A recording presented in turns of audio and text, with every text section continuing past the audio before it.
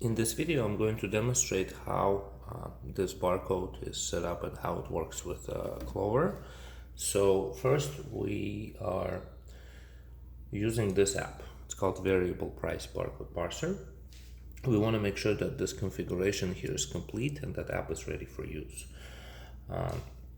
Then we're going to inventory, and we're going to make sure that we have this item set up.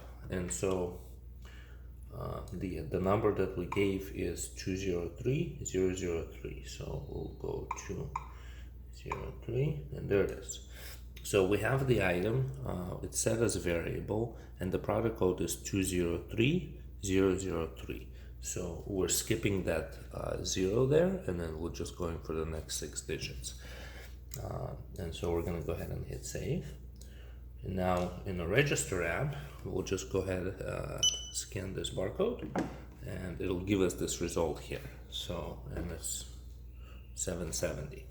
Now, if you're scanning with your barcode scanner and it's not doing this, it's taking you to add item, then it may be possible that this barcode scanner that you have did not come from Clover. If that's the case, you might want to buy one directly from Clover.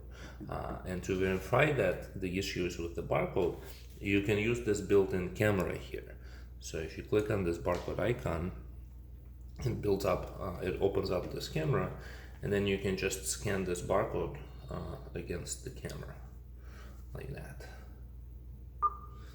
and it'll scan as well. So if the camera works and the barcode scanner does not, that means you need to buy a barcode scanner directly from Clover. And if it is from Clover, then it might be faulty, or you just need to reboot or reconnect. Hope that helps. Thank you.